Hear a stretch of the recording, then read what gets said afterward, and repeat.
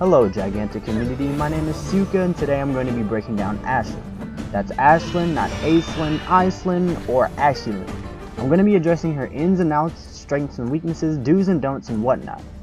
First, I'm going to give you a general overview and description of the character. This includes her role, skills, and talents. Then we're going to move over to her build orders for both melee and ranged. And lastly, I'll give you a few tips and tricks to get those cheeky, subtle wins.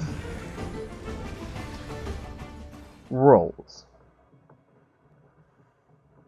Ashlyn's main role is a support tank.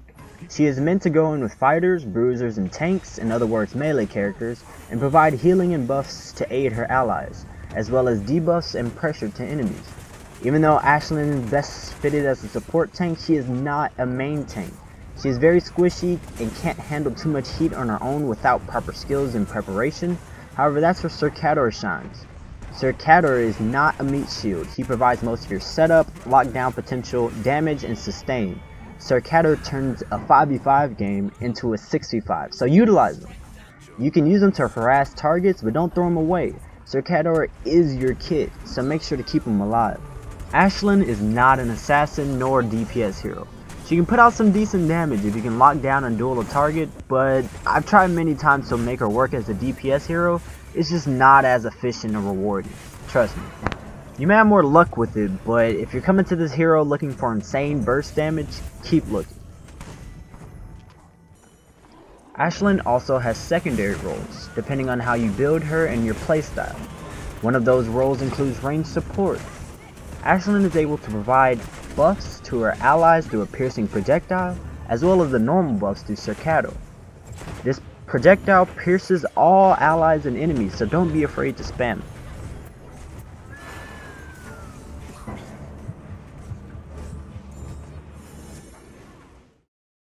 Skills. Slash. Ashlyn's basic attack chain consists of 3 strikes, 85 damage each. After slashing an enemy, Cirat does not double, but triple damage to that enemy for a set period of time.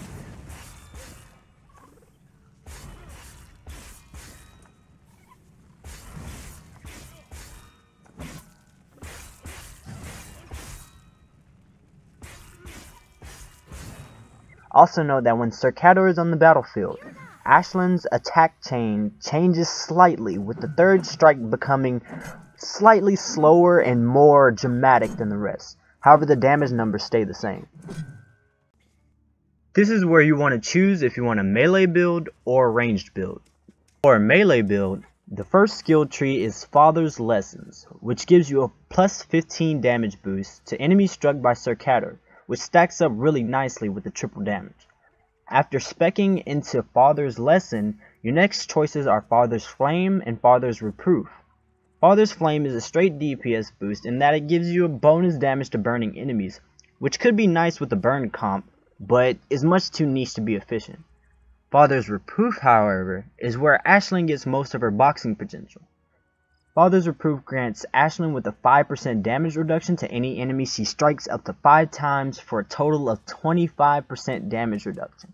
For a ranged build, the first skill tree, Spectral Wave, removes the melee aspect of Ashlyn's sword and replaces it with a projectile that pierces allies and enemies. The mid-range projectile deals 60 damage and has a finite range, but should be more than enough to hit multiple targets during a team fight.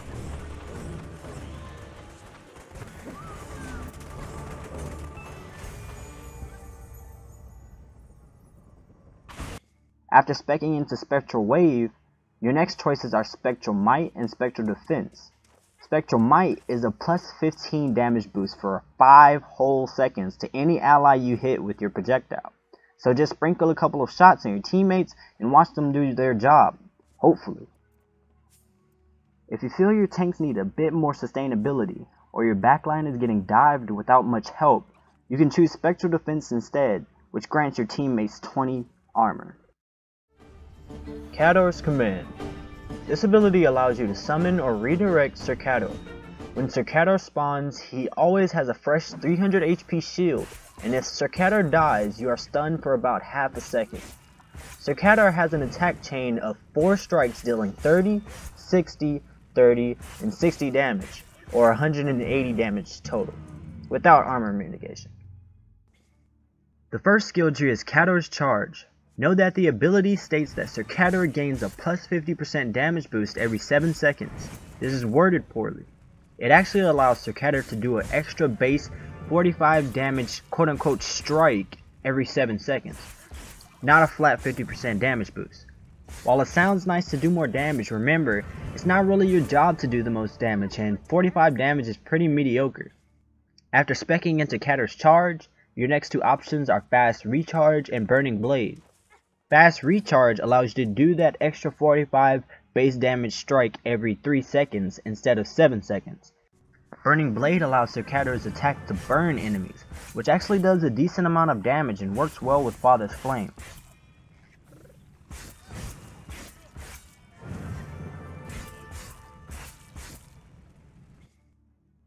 The second skill tree is Cador's Defenses, which is gonna be your bread and butter. This skill gives Sir Cador an aura that buffs your allies' armor by 20, but wait, it gets better. After speccing into Cador's Defenses, your next two options are Cador's Might and Cador's Restoration. Cador's Might grants all allies near Sir Cador with a 15% damage boost to basic attacks, including Ashlyn and himself. This is a great tool for dive heavy comps and bursting creatures and guardians. Cador's Might is very potent, but Cador's Restoration has to be my favorite skill. Cador's Restoration provides all allies, including Ashlyn, Sir Cador, and creatures, with 30 HP per second. While that may not sound strong off the bat, a young bloomer creature heals for 35 HP per second. To put that in perspective, you practically have a portable young bloomer that can heal more than one target at all times. I frequently have most healing with the skill alone.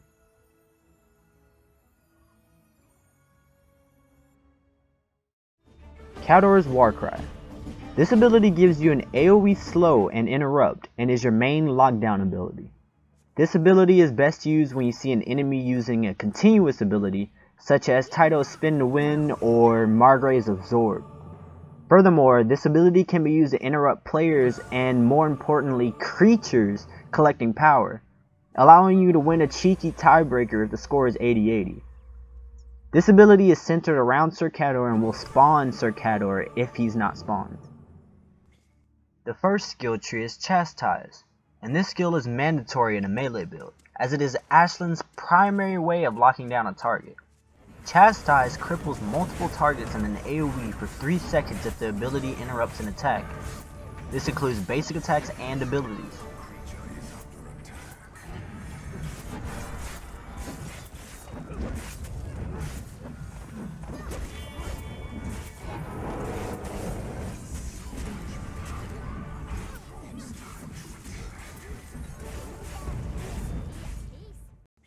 After speccing into Chastise, your next two options are Intimidation and Cry More. Intimidation is your main boxing tool and allows you to duel any character in the game with relative ease. Intimidation applies a 50% damage reduction to all targets affected if you interrupt an attack. This ability stacks with Father's Reproof, allowing you to apply a 75% damage reduction to a target.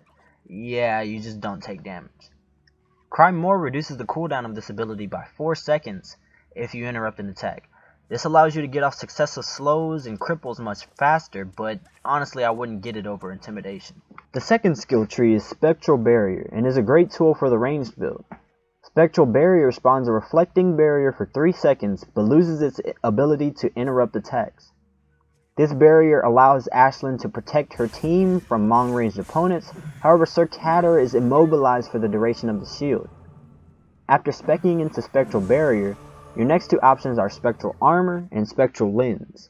Spectral Armor provides a nice 20% armor bonus to all allies inside the barrier, and when coupled with Cador's Defense, can give a total of 40 armor inside the barrier, making everyone on your team a tank essentially. Spectral Lens is a staple for range-heavy comps.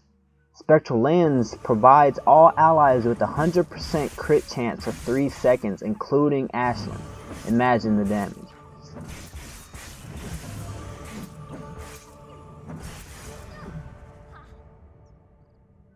Into the Blade.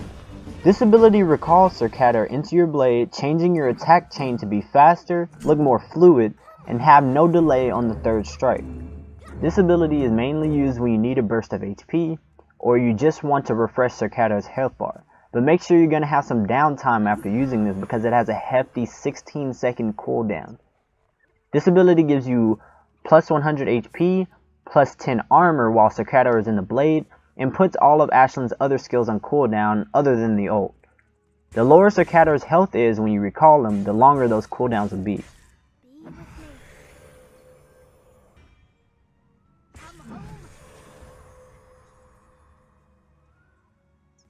The first skill tree is Swift Return. Swift Return grants you plus 20 stamina on use and can be casted while sprinting. This is mostly used as an escape mechanic when you need that extra burst of stamina to disengage to safety. After speccing into Swift Return, your next two options are Spirited Run and Ardent Blade. Spirited Run provides you plus 25 speed for 4 seconds, which can be great for catching up to a target or disengaging. Ardent Blade provides you with plus 25% basic attack damage for 4 seconds. The extra damage is lackluster compared to when Cirat is on the battlefield, so I would almost never pick this up.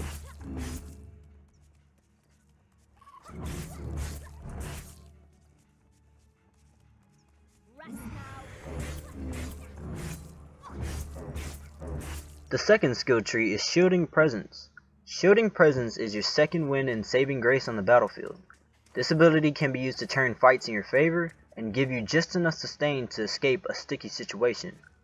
Shielding Presence provides Ashland with a 300 HP shield for 4 seconds, giving Ashland the much needed burst of survivability she so desperately needs to disengage. After speccing into Shielding Presence, your next two options are Aura of Healing and Pure of Spirit. Both of these options are very strong. Aura of Healing provides all allies, once again that includes Ashland, creatures, and other summons, with 200 HP. This stacks with a base 100 HP from using Into the Blade, granting Ashland a total of 300 HP and a 300 HP shield. This ability not only saves Ashland's life, but can save your teammates' lives with the right timing.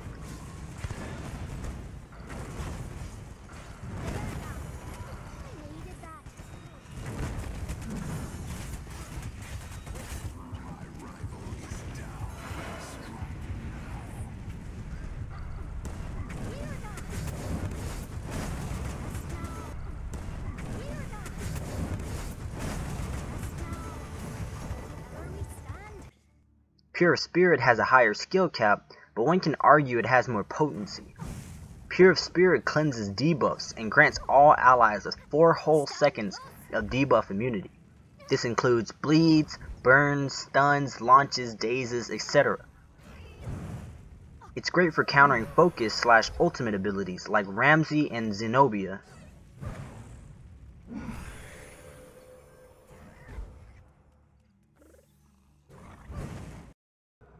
Talents. Command Performance. This talent gives Cirat a 20% damage boost when attacking the same target as you. Pretty nice for damage. During Clash, it increases the rate of focus you get for these attacks. Echoes from Beyond. This is my go-to talent for a melee build. It allows your Q, Cirat's Warcry, to affect a larger radius, allowing you to chase easier and grant more debuffs during teamfights. During Clash, Cirat gains 750 HP on use. This can be a great way to refresh Cirat's health without using your E into the blade. Total Recall. If you're feeling more supportive or you just want bigger heals, this talent gives you a plus 25% healing boost on Into the Blade. This also applies to Aura of Healing, which now heals all allies for 250 HP and heals Ashland for 375 HP. During Clash, you gain a 50% cooldown reduction on Into the Blade when an enemy is within 10 meters of you. 250 HP for the whole team every 8 seconds? I'll take it. Ultimate. Terrify. This is your focus ability. Terrify launches, slows, and weakens enemies within a 10-meter area, scaling from a duration of 4 seconds to 8 seconds, depending on the level of focus you have. The exact slow and weakness values are unlisted. However, it is also unlisted that this ability deals 300 base damage and also summons Cirat when cast. Instead of launching enemies straight up, this ability disperses enemies away from the center of impact, so it is more used as area denial, target isolation, or kill confirm, rather than an engage.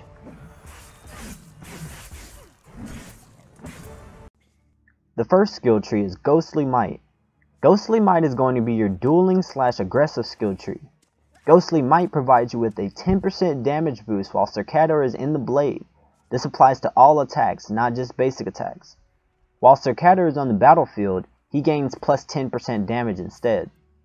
After speccing into Ghostly Might, your next two options are going to be On Guard and Will to Power. On Guard provides plus 20% front damage mitigation while attacking, the much needed damage mitigation to go in and be that support tank you need to be. With all of the heals and the armor that Cirat is providing you while being by your side, you gain plenty of protection and sustain to take on at least 2 targets by yourself. But remember, this is only front damage mitigation, so getting pinched can put you in a bad spot. Will to Power provides you with slightly less mitigation and more damage. However, this effect only activates after using your focus ability, even though the description reads after using focus. Evolving a creature will not activate this effect. This ability lasts until you die. The second skill tree is Skirmishing. Skirmishing is going to be your disengage / passive skill tree. Skirmishing gives you faster stamina regen while in combat, and your health begins to regen 2 seconds faster after combat. After speccing into Skirmishing, your next two options are Pure Escapism and Hit and Run.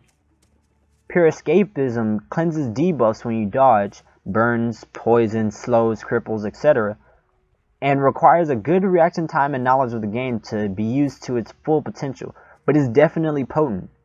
However, it is to be noted that Pure Escapism has an internal cooldown of 20 seconds. You have one chance, so make it count.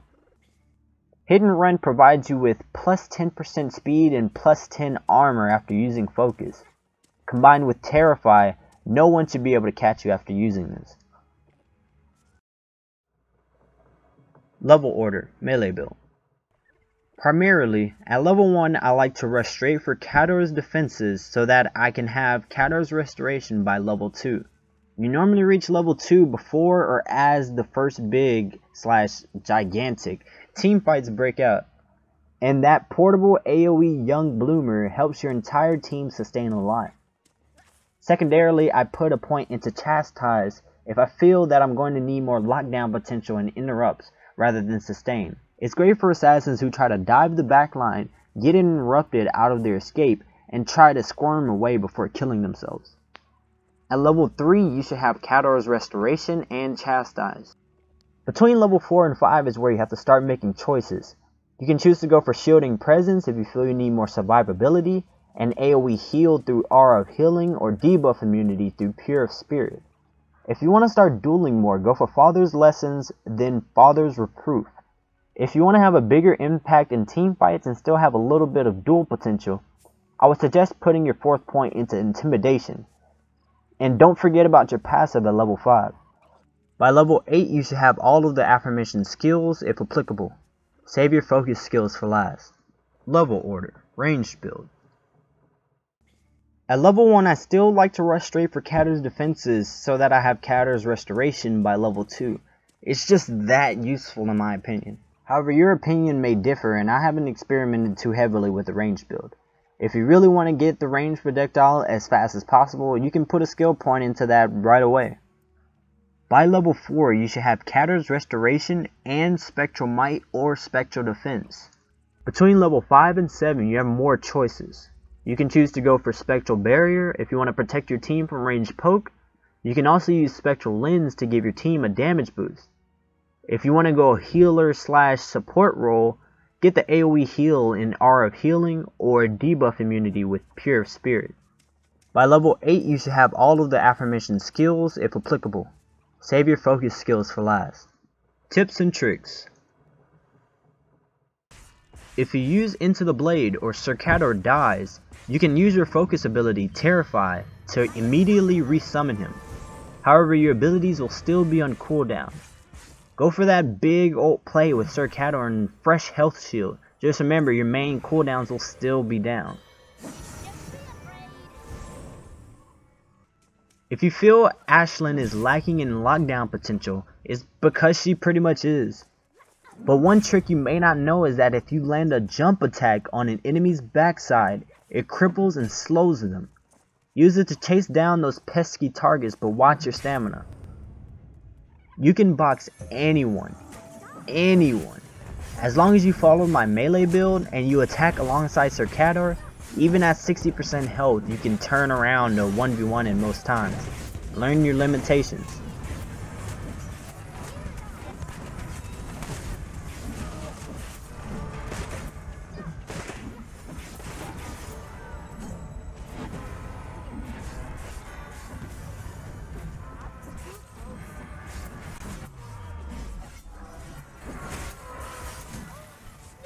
You can use Syuqa to body block incoming damage for teammates. This is easiest to pull off on HK-206 when he uses Fortify because he becomes a stationary target. Just place Syuqa in front of your ally HK-206 and you effectively give him a 1k HP front shield, healing, and armor with Katar's restoration. Slapping a Spectral barrier down in front of your Guardian while they are in vulnerable mode can be a huge difference in preventing a wound. It prevents all ranged damage outside of the barrier for 3 whole seconds. This is a tip courtesy of one Reddit user by the name of Scale Bird. Thanks.